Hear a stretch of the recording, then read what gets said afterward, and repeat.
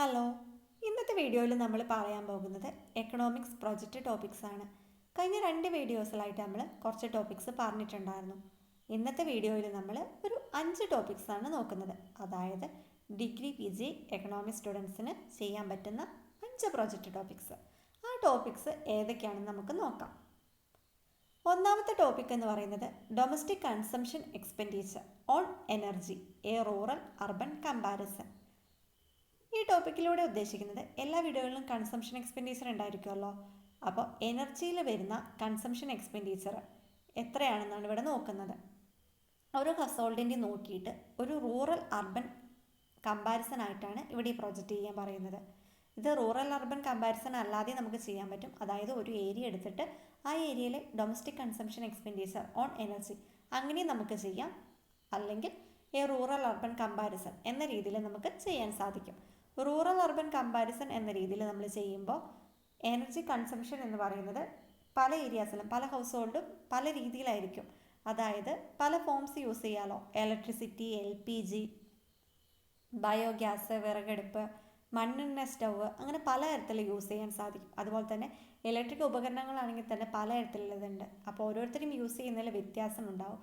അത് rural urban ഏരിയയിൽ എങ്ങനെയാണ് യൂസ് ചെയ്യുന്നത്, ഏത് തരത്തിലുള്ളതാണ് യൂസ് ചെയ്യുന്നത്, അപ്പോൾ അവിടെ വരുന്ന എനർജി എക്സ്പെൻഡിച്ചറിൽ എത്ര തരത്തിലുള്ള വ്യത്യാസങ്ങളുണ്ട്, അല്ലെങ്കിൽ ഒരുപോലെയാണോ, ആ കാര്യങ്ങളൊക്കെ നോക്കാനാണ് ഇവിടെ ഉദ്ദേശിക്കുന്നത്. അതുപോലെ തന്നെ ഇവിടെ നമുക്ക് മറ്റൊരു കാര്യം നോക്കാൻ സാധിക്കും. എനർജി റിസോഴ്സസ് എന്ന് പറയുന്നത് റിന്യൂവബിളും ഉണ്ട്, നോൺ റിന്യൂവബിളും ഉണ്ട്. അപ്പോൾ ഈ non renewable resources, energy resources നമ്മൾ കൂടുതലായിട്ട് അമിതമായി ഉപയോഗിക്കുമ്പോൾ അവ എന്ത് ചെയ്യും, തീർന്നു പോകും, ഡിപ്ലീറ്റ് ചെയ്യില്ലേ, ഡിപ്ലീഷൻ സംഭവിക്കുക അവയ്ക്ക്. അതുകൊണ്ട് തന്നെ നമുക്ക് എന്ത് ചെയ്യാം, ഏതെങ്കിലും ഹൗസ് ഹോൾഡ്സ് എനർജി കൺസർവ് ചെയ്യാൻ വേണ്ടിയിട്ട് എന്തെങ്കിലും മെത്തേഡ്സ് അഡോപ്റ്റ് ചെയ്യുന്നുണ്ടോ, ഉണ്ടെങ്കിൽ അവ ഏതൊക്കെയാണ്, അങ്ങനെയുള്ള സ്റ്റഡി കൂടി നമുക്കിവിടെ നടത്താൻ സാധിക്കും. ആ കാര്യങ്ങളൊക്കെ ഇവിടെ നമുക്ക് നോക്കാം. റൂറൽ അർബൻ ഏരിയയിൽ എനർജി കൺസംഷൻ എക്സ്പെൻഡിച്ചറിൽ എത്ര വ്യത്യാസമുണ്ട്, ആ കാര്യങ്ങളൊക്കെ ഇവിടെ നമുക്ക് അനലൈസ് ചെയ്യാൻ സാധിക്കും. രണ്ടാമത്തെ ടോപ്പിക് എന്ന് പറയുന്നത് socio economic impacts of alcohol addiction in Kerala. ഈ ടോപ്പിക്ക് എടുക്കുമ്പോൾ കേരള എന്ന് പറഞ്ഞിട്ട് തന്നെ എടുക്കണമെന്നില്ല. അതിന് പകരം ഓരോരുത്തർക്കും അവരവരുടെ ഏരിയ എടുത്തിട്ട് സ്റ്റഡി നടത്താൻ സാധിക്കും. ആൽക്കഹോൾ അഡിക്ഷൻ, ആൽക്കഹോൾ കൺസംഷൻ എന്ന് പറയുന്നത് നമുക്കറിയാം, നമ്മുടെ കേരളം നോക്കുകയാണെങ്കിൽ ഡേ ബൈ ഡേ ഇൻക്രീസ് ചെയ്യുന്നുണ്ട്. നമ്മുടെ ഗവൺമെൻറ്റിൻ്റെ വരുമാനം നോക്കുകയാണെങ്കിൽ വരുമാനത്തിൻ്റെ അധിക ഭാഗം എവിടെ നിന്നാണ്, ആൽക്കഹോളിൻ്റെ വിറ്റുവരവിൽ നിന്ന് കിട്ടുന്നുണ്ട്. ആൽക്കഹോൾ അഡിക്ഷൻ എന്ന് പറയുന്ന ഓരോ ഡേ കൂടുന്തോറും എന്ത് ചെയ്യുക, ഇൻക്രീസ് ചെയ്തുകൊണ്ടിരിക്കുകയാണ്. അതിന് പലതരത്തിലുള്ള ഇമ്പാക്ട്സ് ഉണ്ടാകുന്നുണ്ട്, പലതരത്തിലുള്ള പ്രശ്നങ്ങൾ നമ്മുടെ സൊസൈറ്റിയിൽ ഉണ്ടാകുന്നുണ്ട്. സോഷ്യോ എക്കണോമിക് ഇമ്പാക്ട്സ് അതിൻ്റെ ഉണ്ട്. അപ്പോൾ സോഷ്യോ എക്കണോമിക് ഇമ്പാക്ട്സ് ആൽക്കഹോൾ അഡിക്ഷൻ്റെ നോക്കുക എന്നുള്ളതാണ് ഈ സ്റ്റഡിയിലൂടെ ഉദ്ദേശിക്കുന്നത്. മൂന്നാമത്തെ topic sustainable consumption behaviour a household level study. നമുക്കറിയാം സസ്റ്റൈനബിൾ ഡെവലപ്മെൻറ്റിൻ്റെ ഒക്കെ പ്രാധാന്യം. നമ്മൾ വിഭവങ്ങൾ എങ്ങനെയാണ്, നമ്മൾ മാത്രം യൂസ് ചെയ്ത് തീർക്കല്ലല്ലോ വേണ്ടേ, നമ്മൾ വിഭവങ്ങൾ വരും തലമുറയ്ക്ക് കൂടിയിട്ട് കരുതി വെക്കേണ്ടതാണ്. അപ്പോൾ സസ്റ്റൈനബിൾ ഡെവലപ്മെൻറ്റിൻ്റെ പ്രാധാന്യമൊക്കെ നമുക്ക് മനസ്സിലാവുന്ന ഒരു ടോപ്പിക്കാണിത്. നമ്മൾ അതിന് വേണ്ടിയിട്ട് ഓരോ ഹൗസ് ഹോൾഡും എങ്ങനെയാണ് സസ്റ്റൈനബിൾ കൺസംഷൻ നടത്തുന്നുണ്ടോ, അവരുടെ സസ്റ്റൈനബിൾ കൺസംഷൻ ബിഹേവിയർ എങ്ങനെയാണ്, ആ കാര്യങ്ങൾ നോക്കുന്ന ഒരു ഹൗസ് ഹോൾഡ് ലെവൽ സ്റ്റഡിയാണ് ഇതിലൂടെ ഉദ്ദേശിക്കുന്നത്. നമ്മൾ 3 ടോപ്പിക്സാണ് ഇവിടെ പറഞ്ഞത്. Domestic consumption expenditure on energy ഈ റൂറൽ അർബൻ കമ്പാരിസൺ. രണ്ടാമത്തെ ടോപ്പിക്കാണെങ്കിൽ socio economic impacts of alcohol addiction in Kerala. മൂന്നാമത്തത് sustainable consumption behaviour a household level study.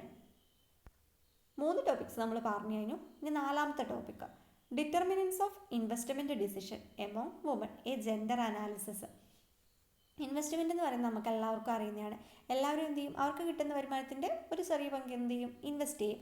ഓരോരുത്തരും ഇൻവെസ്റ്റ് ചെയ്യുന്നത് പല തരത്തിലായിരിക്കും, അതായത് പല മേഖലയിലായിരിക്കും.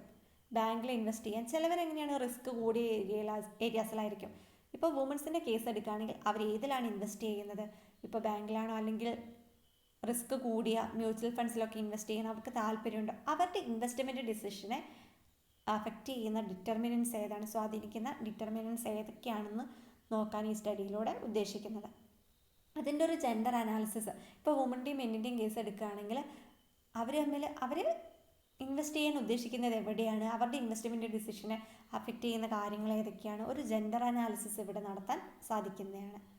Problems and prospects of mushroom cultivation, അതാണ് 5ാമത്തെ ടോപ്പിക്ക്. ആ ടോപ്പിക്കിനെ നമുക്ക് അല്ലെങ്കിൽ എക്കണോമിക്സ് ഓഫ് മഷ്റൂം കൾട്ടിവേഷൻ എന്നും പറയാം. ഈ ടോപ്പിക്ക് ചെയ്യുമ്പോൾ മഷ്റൂം കൾട്ടിവേഷൻ, കൂൺ കൃഷി എന്ന് പറയുന്നത് നിങ്ങൾ നിങ്ങളുടെ ഏരിയാസിൽ അല്ലെങ്കിൽ അടുത്തുണ്ടെങ്കിൽ മാത്രമേ നമുക്കത് നോക്കിയിട്ട് ഈ ടോപ്പിക്ക് ചെയ്യാൻ സാധിക്കുകയുള്ളൂ. കൂൺ കൃഷി എന്ന് പറയുന്നത് വ്യാപകമായി കൊണ്ടിരിക്കുകയാണ്. കാരണം എന്ന് പറയുന്നത് കൂൺ എന്ന് പറയുന്നത് ഇപ്പോൾ എല്ലാവരും ഡിമാൻഡ് ചെയ്യുകയാണ്. അതുകൊണ്ട് തന്നെ അതിൻ്റെ പ്രോബ്ലംസ് ആൻഡ് പ്രോസ്പെക്ട്സ് ഇവിടെ നോക്കാം. അതിൽ നിന്നും ആൾക്ക് എത്ര ലാഭമാണ് കിട്ടുന്നത്, അതിന് വരുന്ന ചിലവ് എത്രയാണ്, ആ കാര്യങ്ങളൊക്കെ ഇവിടെ നോക്കാൻ സാധിക്കുന്നതാണ്. അപ്പോൾ ഈ ടോപ്പിക്സിൽ ഇവിടെ നമ്മൾ 5 ടോപ്പിക്സാണ് പറഞ്ഞത്. ഈ ടോപ്പിക്സുമായി ബന്ധപ്പെട്ടിട്ടുള്ള കൂടുതൽ വിവരങ്ങൾ എന്ന് പറയുന്നത് നമ്മൾ ഗ്രൂപ്പിൽ ഇടുന്നതായിരിക്കും.